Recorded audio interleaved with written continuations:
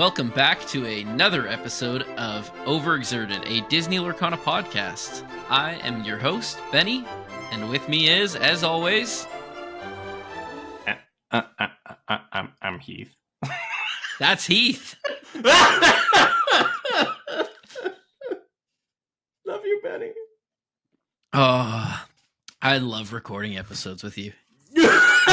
Just gonna mess with you every single time. I never know what Heath... Audio is like, what on earth is going on? Whereas Benny's like, spit it out, please. Come on, please. Yeah, so welcome back to another episode. We're just going to discuss basically how our brand new Arcasia's Island, considering we didn't do this last week, due to technical difficulties on my side. So yeah, we're going to talk about our first 2 weeks, I guess, now.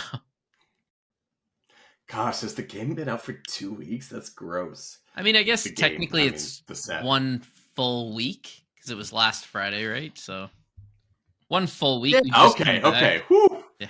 All right. I'm like, has it been that long? Is my sense of time that skewed? I mean, the answer is yes, and also it hasn't been 2 weeks. Yeah, exactly. I'm just tricking you a little. Yeah. All right. So, how was your release weekend? It was okay.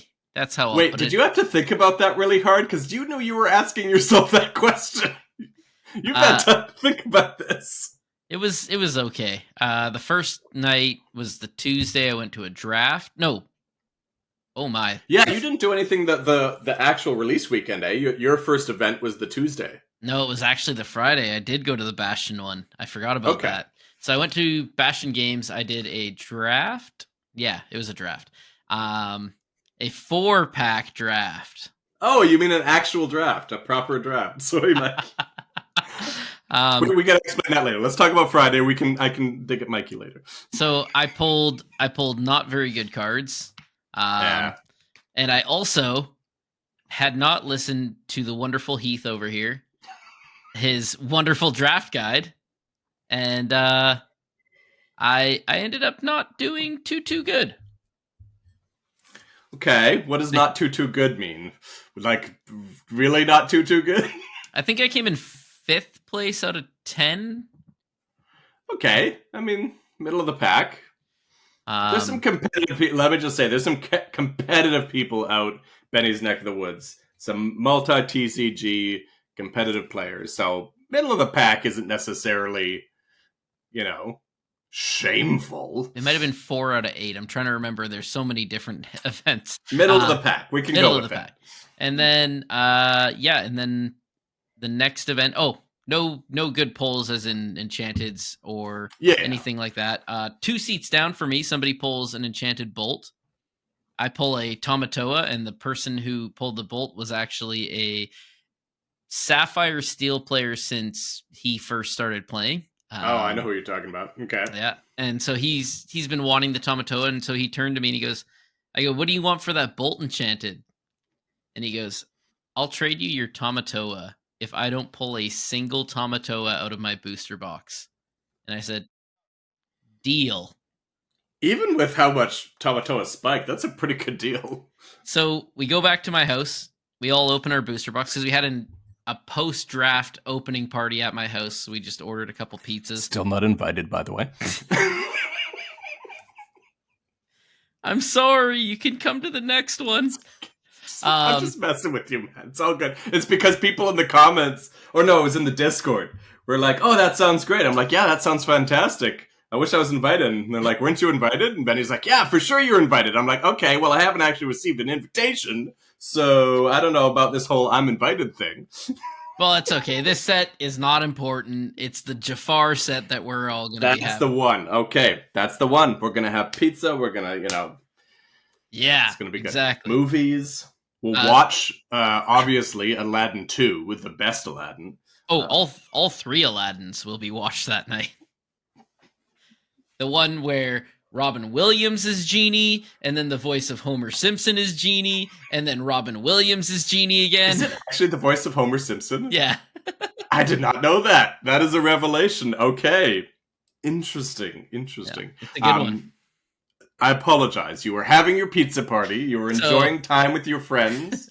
So I'm sitting there across from the guy who made the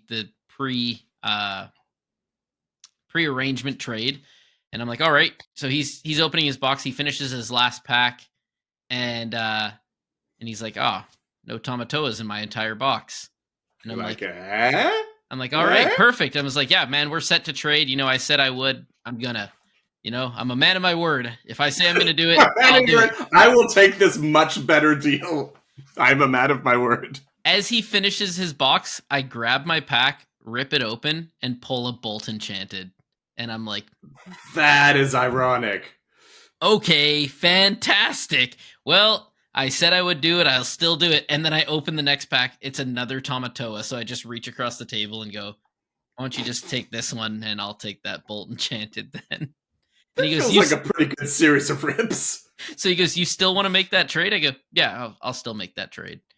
And so now I'm sitting on 2 Bolt Enchanteds, and I guess I just it all makes sense now to list them. I guess the for sale postings all make sense now.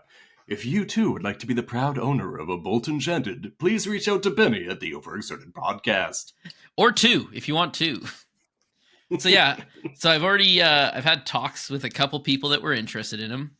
And I was like, listen, I'll give you cash and a Bolt Enchanted. Just give me an Arcasia's Island box. I just want to fill out my play sets, man. I just want to rip more packs. It's not even ripping. I say it's not even ripping more packs because I have 2 packs in front of me. It's not even ripping more packs. It's just I want to fill my play sets. It's killing me. It's banishing me. I almost did a very Disney inappropriate thing on your podcast again, but I pulled it back. I don't know if anybody noticed. I held back. I'm just saying. I kept it PG for once. You know I'm an agent of chaos, if nothing else, Benny. Because I'm a pack fiend. Yes. I'm just fiending for packs. Rip more packs. So yeah, I've got 2 bolts now, and then I went to the one on Tuesday night. Didn't pull an Enchanted again, but I had actually listened to a lot of your episodes, almost all of them actually. Other than the one I was a part of, I had listened to all of them.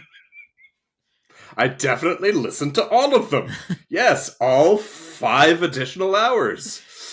So I was able to actually start doing a lot better. First game I went 2-0 with the absolute dirtiest of moves. Yeah, do tell. I get out Diablo, the evasive. Yep. I follow that out by getting out the Coda. Oh, okay. And then I follow that up by getting out Fidget, and then going, I quest Diablo, I quest Fidget, I quest Coda. Fidget gives Coda the evasive. Coda evasive. Pass to you.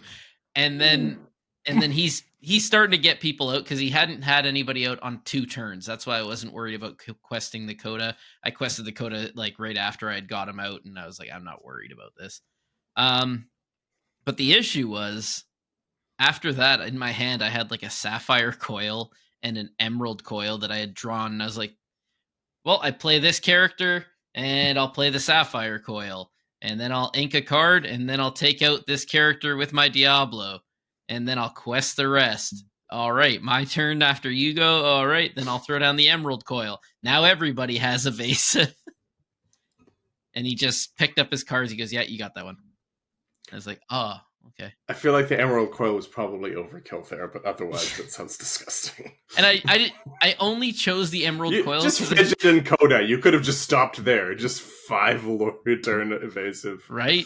And like, I had the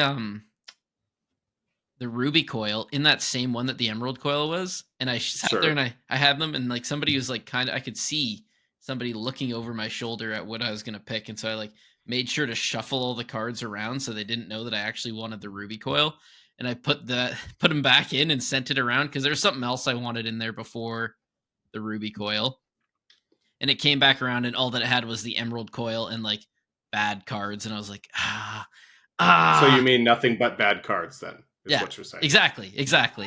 And so you said you listened to my episodes. I'm just saying it doesn't sound like you did if you're talking about coils. And so I said, you know what?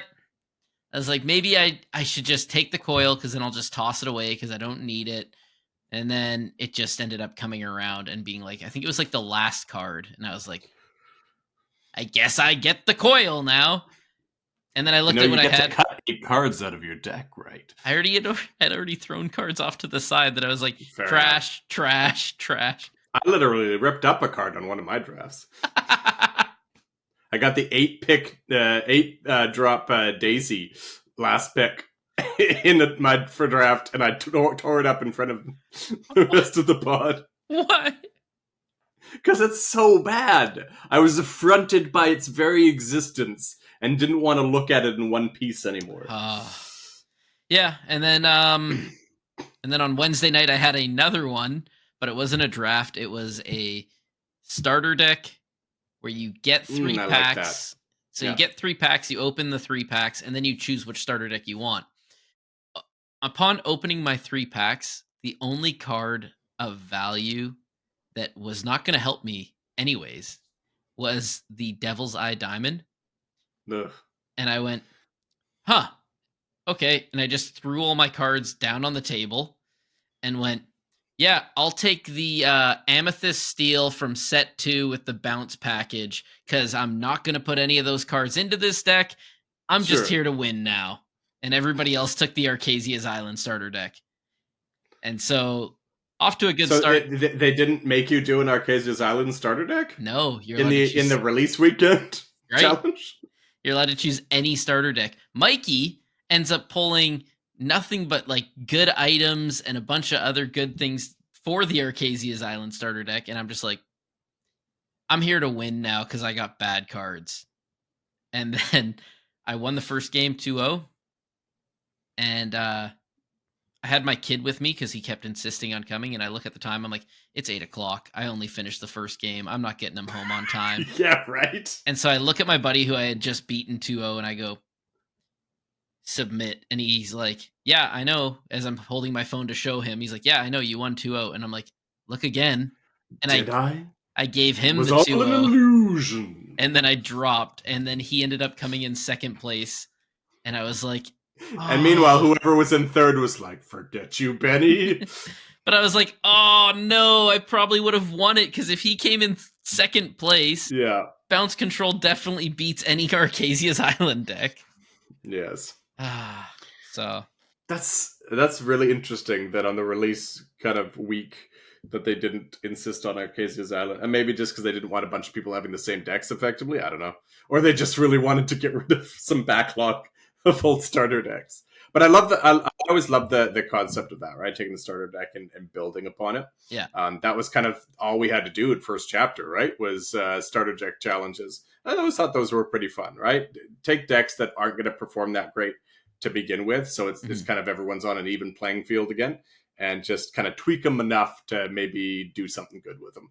Yeah, and I wanted to, like early days, I wanted to bring that in where it was like you buy a starter deck and you every week you'd get another pack that you could use to modify the starter deck, and it kind of didn't really go anywhere, and we all started getting more competitive, and then everybody just kind of picked up their starter decks from the store and took them home and I know that Infinity did that for at least the first like month and a half, because I remember I was recording videos at the time where to show how we were evolving it each week, to show, because at the time people had difficulty getting product. I'm like, you can make a semi-competitive deck by just doing this. Yeah. And it wasn't half bad, because I started with the red-green evasive package, and at that time just going evasive was enough to some degree, right? People were obviously already doing the Amethyst Ruby package, but it wasn't nearly as strong as it was the next set with that bounce package, that lovely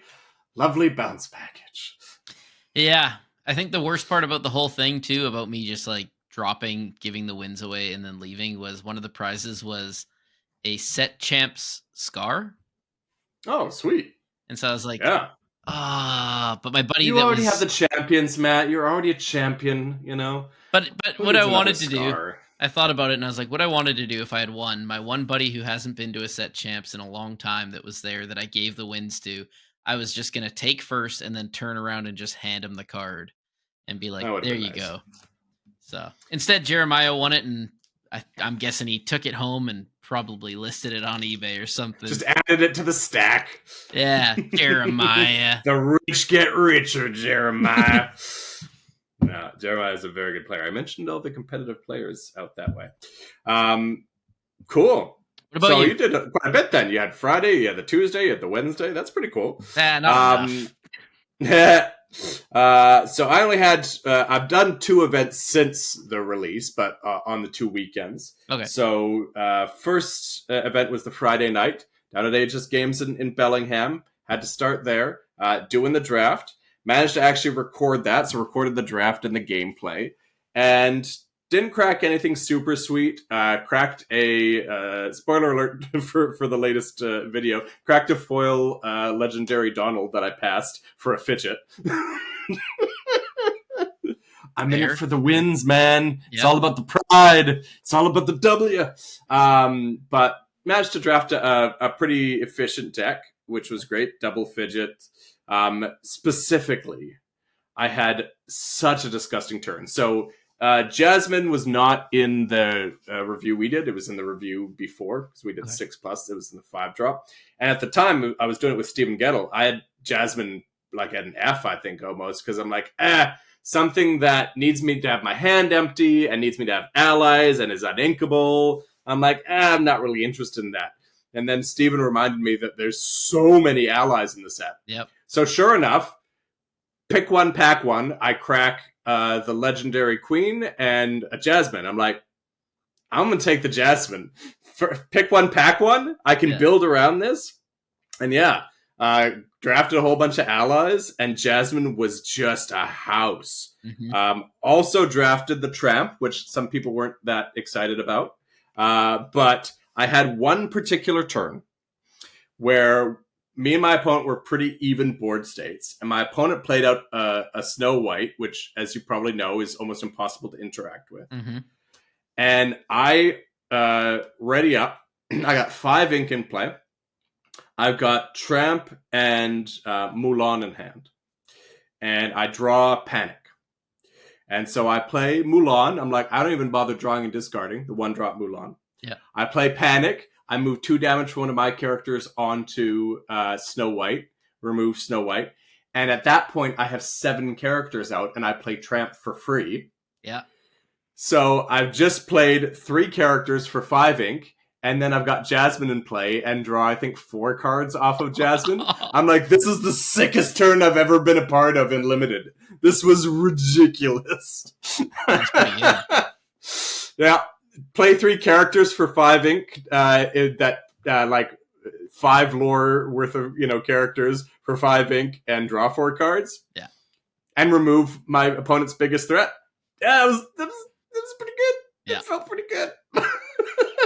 So, won that draft, specifically went 2-0, 2-1, 2-0, 8-person pod, and nothing super exciting other than the Donald that I open.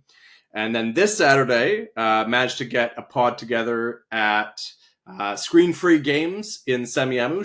Shout out Screen Free Games. There's actually one out in Abbotsford at Seven Oaks. But they've been around as an LGS for a little while, but they're new to the Lorcana space. They just got approval for next set for their OP kit, so they're trying to kind of get things happening. Okay. It's right in my neighborhood, so as you've probably heard me bemoan many times that it takes me 40 minutes to get to my nearest LGS, I was very excited to have someone that is a 5-minute walk from my home. So I'm like, yes, please. So that was really exciting. So had a draft up there. Didn't open anything super cracked in terms of value, but opened a Bagheera, which is ridiculous for Limited, and promptly drew it 5 out of the 6 games that I played. I'm like, at one point, 3 games in, I'm like, I can't help it. My opponents keep cutting to the Bagheera. Like, these are not paid actors. Listen, if you guys want to take him out, go for it. But I mean, that's on you. Yeah, right. Yeah, at one point, my opponent's just like, so that's just staying on the board forever. I'm like, I mean, it doesn't have to, but if you get rid of it, you're gonna have a bad time. So yeah, it did busted things, went 3-0-6-0, but like Bagheera was ridiculous. Yeah.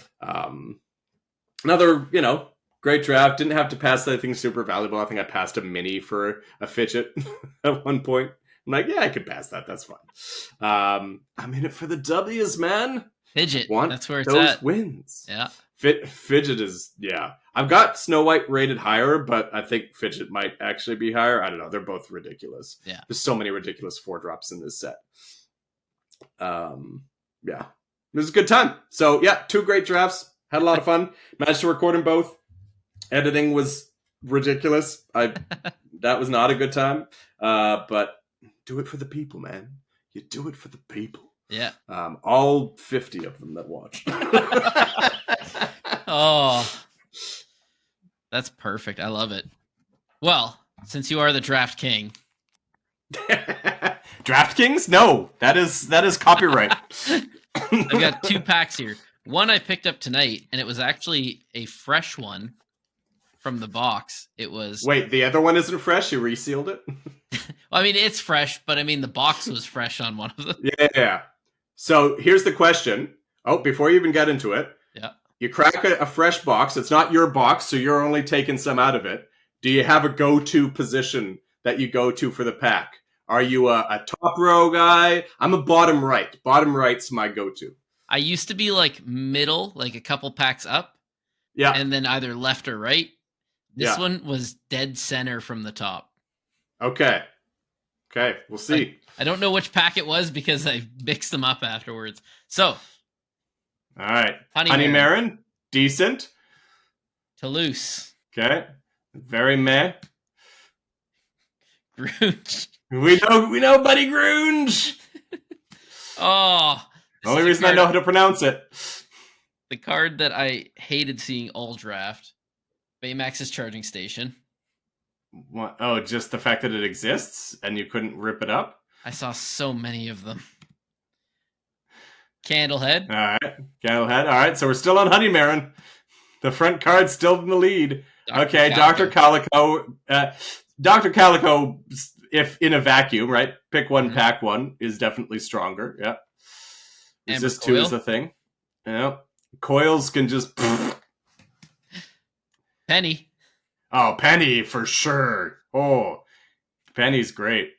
Amethyst Coil. Boo. Oh, no. Death to Coils. Lyle Tiberius. Oh, that's a hit right there. Oh. So Penny is what you're saying. And a foil Snow White. Oh, foil Snow White in the bag. Get that out here. Yeah. Saves the day. I mean, the fact that it's foil is just all the better. But yes, Snow White is so terrifying. I just have no way to deal with that if I don't have panic in my deck. That's great. I did get really lucky on a lot of mine where like there was 2 good cards and I'd take 1 good card and I'd be like, this isn't coming back around to me. And I'd pass it and it would go around and it ended up coming back to me. And I was like, yeah, I had that too. I'm like, you're all still looking at this, right? And I looked at like all the cards and none of the other ones were good other than like this one other one, and the one that I passed on. And then it came back around and I was like, there's 5 or 4 other people on my table alone. Yeah. How did you pass up this card? So speaking of lack of removal, I need to cop to something, which is I got bodied by Maurice's machine and Maurice in that first Aegis draft. That was my one loss. I mentioned I went 6 wins, 1 loss. My one loss, they bodied my fidget with Maurice's machine and Maurice. I'm like, what are you? Okay, that's fun. I'll lose to this high quality combination of cards. I mean, I love the man. It was a new player to our area. I apologize. I've forgotten his name. His partner's name was Heather. They were new to our area, but he also hard cast a 10-drop Taka. I mentioned this to you. You saw that, right? What? Hard cast a 10-cost Taka on someone else in round 1. I'm like, how did you get to 10 ink? I didn't see that game, but I did see him. I did witness him shift out the Taka onto the 6-drop. I'm like, ooh. I was so hyped. Okay, pack 2. So we've got our first pack was a foil Snow White. We're happy with that. That's a great first pick. We're on to pack 2. Berlioz doing some surprising work for a vanilla. That 5 willpower with the ally. I took a lot of these on my first draft. Spaghetti dinner. You mean that first draft that you did terribly? The one that I ended up middle of the road? The second one, I ended up middle of the road, but only because I lost to Kree. Where if I had beaten Kree, I would have had first. So very good. Kree is very good. Stabbington brother. Fine, serviceable, but I'll take Berlioz for sure. Inkable. Elsa, decent. Depends on my need, but if we're talking where we're at right now, I'd say I'll take Elsa. Barely, but no. Monsieur Dark can go.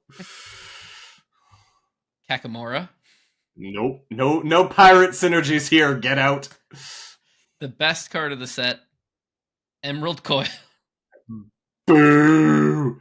Shame. Gaetan Moliere. Also a serviceable body. I think I'd probably take Gaetan over Elsa. Barely. The Beagle Boys. Oh, Beagle Boys. I mean, we've already got a 4-drop, so that's not great, but still too strong to pass up for like an Elsa or Gaetan. So Beagle Boys so far. Do we get a fidget? No, but I'm gonna. We get a fidget. I'm gonna cry. Another Lyle Tiberius.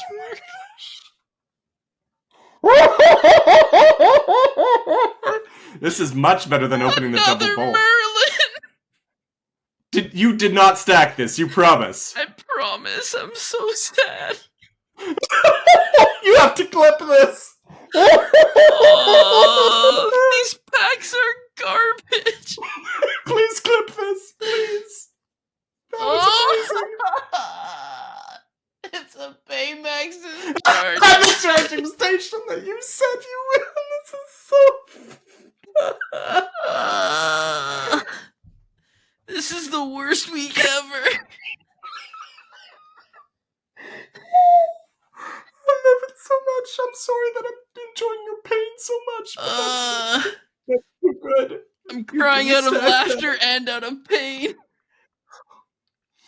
I mean, that was worth the price of admission. Everyone that's watching right now, or listening, and you gathered what just happened, please put in the comments just how much you value what just happened here today. That was that made my week. I actually had to wipe away. Just started, and that's made my week. I actually had to wipe away tears. I'm not wiping them away. I'm just living in them. Oh, this is so bad. I cannot believe. So here, which brings up a whole new discussion. For anyone who doesn't believe. Yeah, show up the 2 of each, please. Okay, we've got these 2, and in this pack, another one.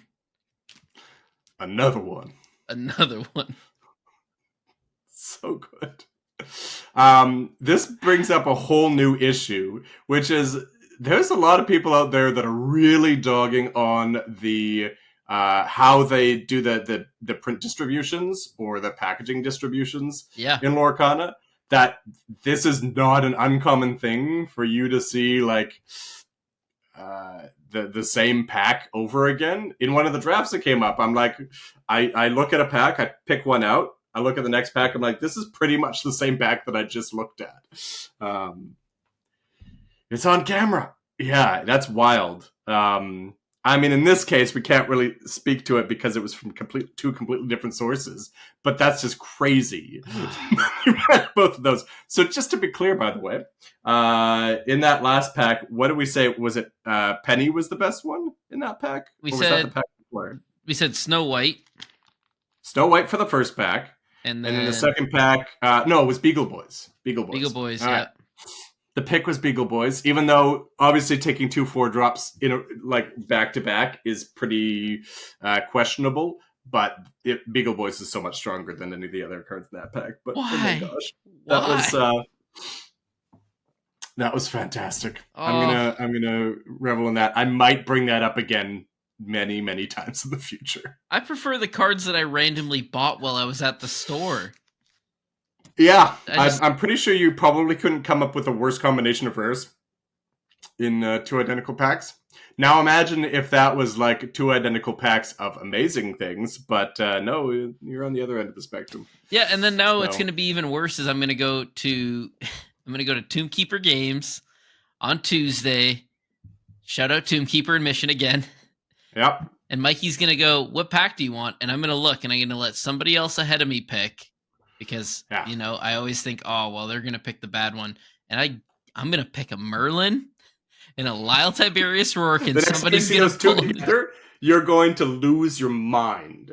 If you ever see those 2 rares together again, you are going to lose your mind, and I'm here for it. They're so bad. I need you to quickly, when that happens, pull out your phone, turn it to selfie mode, hit record, and just bask in that moment, because if that ever happens again, that will be so good. Out of both of those packs, I have 3 things sitting in front of me that are all the same that are worth more. And that's sad. And that's Baymax pins. Oh, for sure. I mean, to be fair, that's worth more than a lot of the cards in this set already, but so bad. I really liked that. So, anything else about release that has been on your mind, good or bad? No, not really. It's just kind of been pretty smooth so far. I've just been, I kind of had some time this weekend. We had the kids away, so we had a bit of a date night. But before that, I kind of had some free time to myself where I made sure I organized all my cards. So now I get to do that again. And I'm like... Oh, what am I? I think I'm at like 80% or something like that of having I do not envy you collectors, man. I'm not even collecting. I'm just trying to get a play set. I guess that's collecting. All right, let me ask you this. What's your thoughts on the Chicken Little sky is falling mentality that seems to be out there on the current metagame? Like, everyone's like, Sapphire, Steel items. The world is ending. Doom upon us. The apocalypse is nigh. What are your thoughts? I can comfortably say my thoughts are that I do not enjoy it. Sapphire Steel, I do not enjoy you. It's not that I think that this set has completely ruined it, other than the fact that Tamatoa brings out an item for free after he quests. So there's 2 lore right there. So 2 lore. Then he gets to play Lucky Dime for free. That's another, could be 2 At lore. At least 2 lore. Yeah, But if he's like most Sapphire Steel players that play this aerial that has ward, that can't be hit, they go from whatever they were at, and let's just say they had 0, for the sake of saying 0. Tamatoa quests. They have the aerial out already. They now use Lucky Dime and then quest the aerial. They go to 12 lore in 1 turn. Like, yeah. I played it out the other day. I gained 13 lore just from the dime. Yeah. Just from a big Tamatoa and 12 items on board plus Tamatoa. It's terrible. Yeah. It's terrible. Yeah. So here's my thoughts. I agree wholeheartedly about the deck. Mm-hmm. My thoughts is people get really in the moment. Mm-hmm. Like, this is 3 months we've got to account for this and adjust for this. It may be that there is just no beating it, no getting around it, whatever the case may be. I highly doubt that. So maybe it becomes the best deck. But as long as it's not a best deck that's winning, 40, 50, 60% of the time. Because think about it, Ruby Sapphire was the best deck for the last 3 sets. But how many times did it actually take home the win in a consistent manner? It consistently did very well, mm-hmm. but it wasn't so egregious that it was it just feels like there's no beating it and it's an auto win, right? So if Sapphire Steel is that, not the end of the world. If Sapphire Steel is like Bucky level oppressive, sure. But my belief is that metagames tend to adapt, right? They tend to self-correct. You know, people are calling ban and all that. It's like, no, like metagame will adapt, right? Maybe it means that, you know, we're running more item hate. Maybe it means that we're running more aggro to account for it. Who knows? But the meta will adapt. Now, whether it adapts in a way that you're happy with, that's something else to be said. But to just say, oh, you know, the sky's falling, everything's awful, let's take a nap until set 8 comes out, I think that's a little bit, again, a bit of an overreaction. Not to say that they might not eventually be right, is to say that having that mentality now feels a little disingenuous when it's like, okay, let's see what the coming weeks have in terms of how we can adapt to that. Yeah. It's terrible. Blue Steel is going to win every game. We can't win anything. It might be terrible now. I mean, I Please said, do more of that voice, by the way. oh boy, huh? That was actually pretty good. Oh, I don't know if we're going to win this one this week, Heath. Your career as a voice actor might be out there. Anyone recruiting, Benny's available. Oh, dear. Anyways, what I was gonna say is I found one solution to fix this entire problem. Sure. Bring back original Bucky. Problem solved, baby. Let's go. Equal playing fields. Dirty man. You get to get rid of an item. That's fine. Get rid of your item. Play your bell. That's fine. I'm gonna throw down a Bucky that you can't hit with Ward, and then I'm gonna throw down a Diablo shift. And you know what? Looks like you're discarding cards. Good luck, blue players. Yeah. No, I mean the deck seems very good, but it doesn't feel the same, right? Bucky felt like before I can even do anything, you're ripping my hand apart and drawing a bunch of cards. That felt oppressive. This just feels very good. Yeah. And very good is often, there's often a way to beat it, right? There's often a way to, it might mean, again, that more of the metagame shifts around it, but that was Diablo too. Like, you know, Brawl became necessary. Like, if it wasn't for Diablo, Brawl probably wouldn't have been as necessary as early in the metagame, right? I mean, even Cinderella took out Cinderella's against Amber Steel. You know, that deck that people play all the time now. So, anyways, yeah, I think that I don't want to, like, take away from the pain that people are experiencing right now with it in the metagame, but, like, it's not the end of the world. There's a good likelihood that things will correct, and if they don't, then what's the worst that happens, right? You miss out on one set champs. Who cares? Right? Yeah, there isn't even any DLCs right now, so it's like, it's fine. That's when they announce Worlds and just say, and only this set's cards are allowed. Yeah. And also, like, people talk in the, like, hyperbole of, like, oh, you know, the metagame's so bad, I'm going to quit. It's like, even if this metagame is so bad, why would you ever say quit? Why not just say, I'm going to take this set off? Right. You know, I'm going to go on hiatus for a couple months, just play casually, play some multiplayer, play some draft. And we'll come back and we'll come back in set 8 and see what the metagame's like then. Like, don't get so wound up in the state of constructed right now that you forget why you're playing the game in the first place. Exactly. If your desire to play the game is so tenuous that the state of one set's metagame for the couple weeks it's been relevant is enough to make you quit, then probably shouldn't be playing the game in the first place. Or look for other ways that you enjoy it. Have you tried multiplayer? Have you tried draft? Have you tried pack rush? You know? Yeah. Yeah, because it's like... Insert Heath tapping his head knowingly for those that are just listening. I got to remember that. Now that we're recording video, I got to remember that not everyone's watching on video. In fact, like 5 people are watching on video. Everyone else is listening to the podcast. No. This week, I'm going to hype it right up, right to the moon. There you go. Here we go. Okay. Yeah, like you said, people saying that they're going to quit. If I gave you $1,440 and I took one and lit it on fire, and that one starts burning, are you going to let the other 1,440 burn? Yeah. It's like you got 24 hours in a day, which is 1,440 minutes. Is one bad minute going to ruin all your minutes? So is one bad set going to ruin the entire card game for you? Come on. Yeah.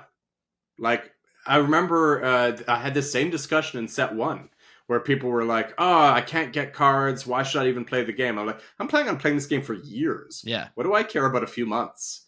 Like, yeah. As it turned out, I had to take a break for like 6 months just for my own stuff, let alone the game. And I came back and loved it just as much when I came back, right? Exactly. So, yeah, if this is stressing you out a lot, like, take a step back for a minute, and it's okay. We'll still be here. The game will still be here. Yeah, don't stress. Yeah, we're here to have fun. It's exactly. a game. If it's not fun, then it's not fun. What's the point, right? Don't play anymore if it's not fun. Take a break. Come back when it is fun again. Yeah. One of my friends in my play group, Riley, shout out. He was talking about how stressed he was to do well in the draft. I'm like, don't stress about it. Like, the more you stress, Carissa was saying the same thing, actually, now that I think about it. Don't stress about it, because ultimately when you stress, you don't play as well. Yeah. And if you know that, then you're just, in terms of results, you should work to stress less. But also, we're here to enjoy ourselves. We're here to have fun. Yeah, you can say that winning is part of the fun for me, and that's fine. But at the same time, if it's the only thing, then, at that point you could be doing anything. Yeah. Right? So yes, winning can be fun, but enjoy the game for itself, and you will find that you're better at it. That's how I feel like I did better in Seattle, was just like, I forced myself to just zen out a bit in between rounds and be like, just have fun, man. Yeah. Like, just don't sweat it. If it happens, it happens. If it doesn't, that's okay. But start with having fun. Yeah, exactly. And if the rest comes, great. Like, challenge yourself to do better, but don't make it your whole ethos. Yeah. I don't know. I've looked at it and I'm like, I just have to accept Emerald Steel is not going to be great this set. And it might be. There is a world, I hear people muttering, where there's a world where Emerald Steel might be the savior of this set. Ooh. You either live long enough to become the hero or die. Yeah. Die the hero or live long enough to become the villain, but the other way around. Exactly. And the villain or live long enough to become the hero again.